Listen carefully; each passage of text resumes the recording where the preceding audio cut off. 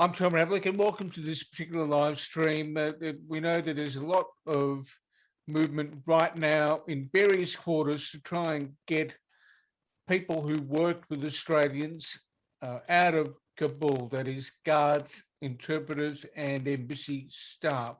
Joining me is Glenn Kolomeitz from Gap Legal Services based in Canberra. Glenn is a former military man himself. He's a veteran, but he's also spearheading the part of the attempts to get people out of Kabul. Glenn, thank you for joining me.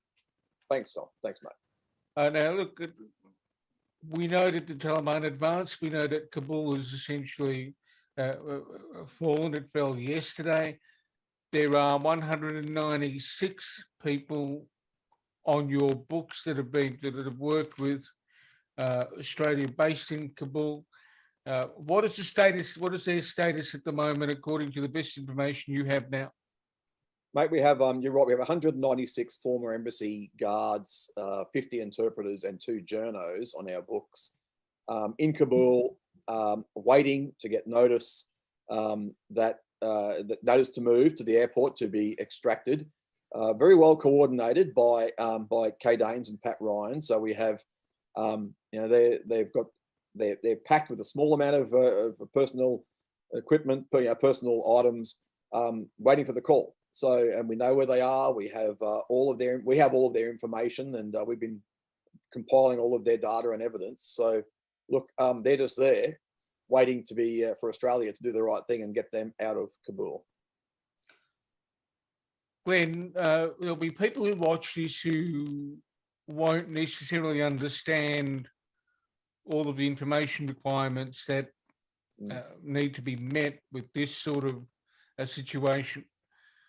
What are the kinds of documents that that individuals have had to provide the 2 humanitarian advocates, Pat Ryan and Kay Danes, as part of this process?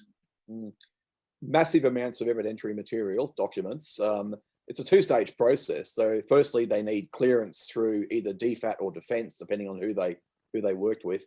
And then they're given a clearance to apply for a visa. So they've needed things like Tazkira, so ID cards, statements of support from former ADF or DFAT bosses. And we've had a lot of supporting statements from very senior ADF officers and indeed Australian ambassadors to Afghanistan. So lots of material, passports, statements, their own personal statements as to the threat posed to them and the work they did with and for Australian elements in Afghanistan. So, look, very significant information requirements, which we've jumped through the hoops and helped them obtain, and we've lodged all of that material. And sadly, DFAT and Defence have sat on their hands and done nothing with this material for often for months and up to years.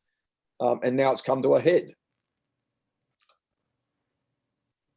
The 196 people in Kabul, and what have they been asked to do by DFAT? My understanding is there's been a slim amount of progress in dealing with some of the individuals, but that progress appears to be insignificant. After all this time, DFAT has finally cleared 12 of the 196. Sorry, I was checking my numbers. 12 of the 196 have been cleared by DFAT to now apply for a visa. So, some very situationally unaware DFAT staffer has told those 12 to now go out and lodge their 842s, so their visa applications. That's very unhelpful, considering there's no embassy in Kabul and these people don't have ready internet or computer access. And the lodgement of these forms is more often than not done through an embassy anyway, or a consulate anyway. So very, very disappointing response by DFAT after sitting on their hands for years. Okay. Right. So what we have is 12 people. Yep. Who've received clearance or certification. That's right. and they're being asked to fill in a form. Now, forms can be rather long, can't they, Glenn? What are we talking about in terms of the size and the volume of this sucker? Look, this particular form it runs to, we've got here 20 pages. 20 pages, that's incomplete, so that's blank. If they add more detail, it can go over the 20 pages. It requires attachment of statements of as to fear of persecution, so threat statements, and evidence supporting that. We're talking pretty big documents, right? And documents which aren't really able to be lodged online. Generally, these are lodged through embassies or consulates or by post. It's been very, very difficult for these people having to jump through these two massive paper trails. Your firm is an immigration agent, right? Immigration law firm, yeah, that's right. Yeah. So you can do that type of work electronically. That's right. We have all of these people's evidence, all their material, and we have in fact, we should have been doing this. We should have been doing this all along. Government shouldn't have been contacting these people on the ground in very arduous circumstances saying, get out there and do it yourselves. They should have come to us. They know they're our clients. We're acting for them. And we have the capability to do that. And we're doing it right now. We're circumventing that Lee process and lodging these humanitarian visa applications directly just to get our people on the system, because we can't rely on defence and DFAT. It's 196 people. How long do you think it'll get your team to process all of that? The team have been working around the clock pretty much on this. They've got the shifts working and working from home with lockdown. So fortunately, we have access to resources. But look, we've had obstacles too with accessing the forms through Home Affairs and lodging them online, which is problematic. So look, we're talking probably a week to 2 weeks to get these people done. That is working around the clock. Now, that's because we already have all the evidence and all the material. DFAT and Defence and indeed Home Affairs don't have that material. We have it on our files, so we can readily access and attach that stuff and submit these forms. I sense there's a logistical problem here. Well, there is. If it takes about a week or just over a week to get the work done, and people are in Kabul in a situation that's fairly fluid, yep. There's not much movement on the front of getting him out there, is there? It's impossible for them to jump through these paper trail hoops. It's time for the bureaucracy to end, time to get them physically out of the country, and then let us do our job and help process their applications. The time for bureaucracy is well gone, well past. Okay. Where have you sort of knocked? Who have you tried to get hold of in the past week to persuade them to move more quickly? I had some indirect contact with Alex Hawke, the immigration minister, and I'm grateful for that contact through a former senior staffer. And Minister Hawke offered to speak with me tomorrow, so on Tuesday, about this, about getting lists of names and the fact that all of our client lists essentially to him, and for us to then get in and fill that void. I'll wait and see what happens with that. I would appreciate that contact with the minister. That would be very helpful. Other ministers to date have not been as forthcoming in offering to speak with us and to engage with us.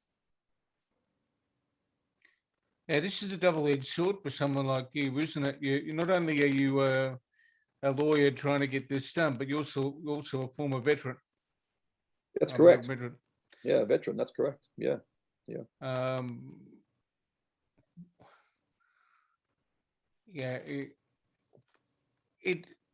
I can't quite imagine what it does to you when you're in the middle of this one. Can you explain to the viewers what what the feelings are when you're dealing with this?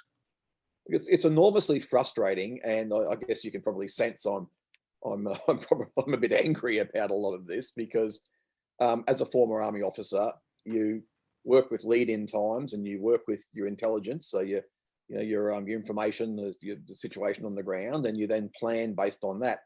And I don't see a lot of intelligence-based planning having taken place here. I see a lot of knee-jerk reactions, a lot of media commentary about what the government is going to do, but not actually doing much at all. And disappointingly, I've been working with a bunch of other former army officers, and indeed Dr. Kay Danes and Pat Ryan, on this. And we've put plans and options to government now for over a year.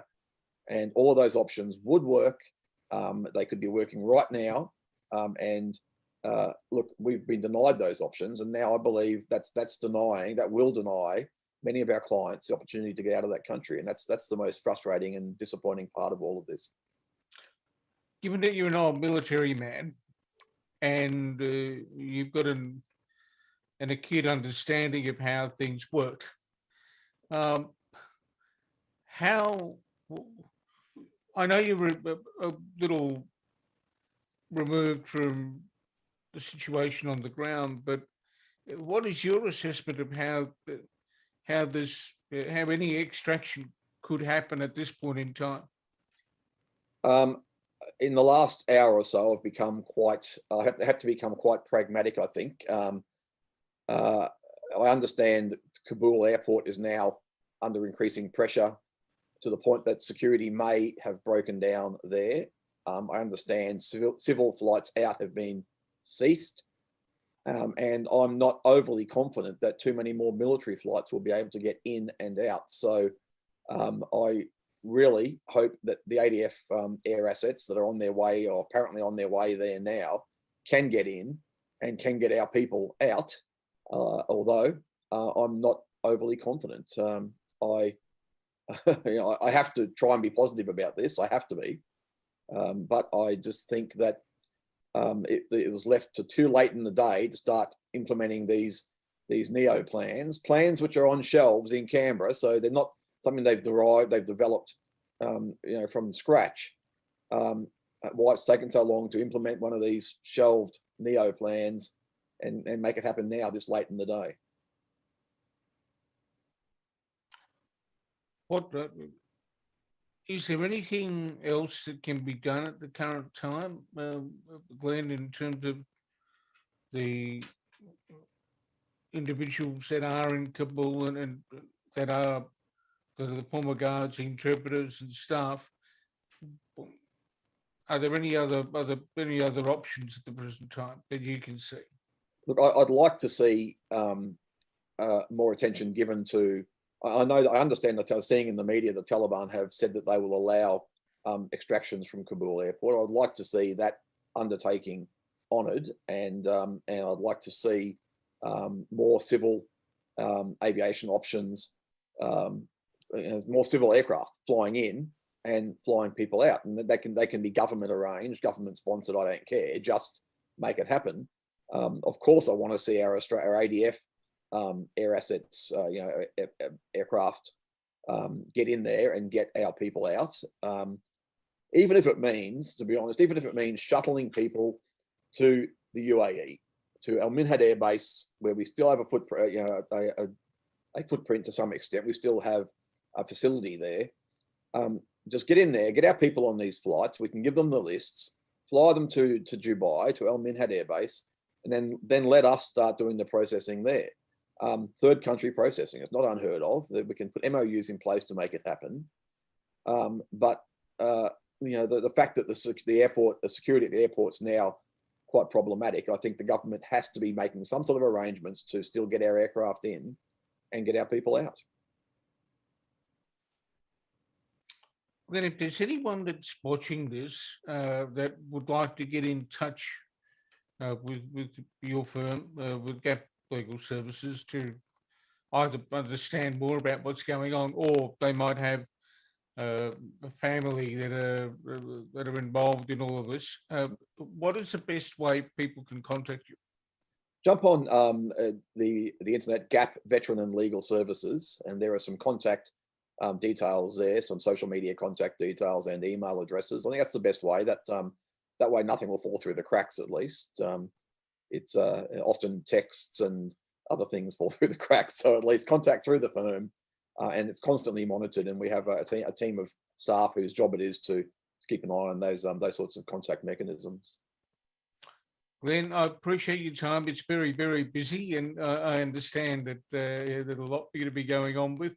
But thank you for joining me to explain where things are at now. Thanks very much, mate. Appreciate it. Pleasure.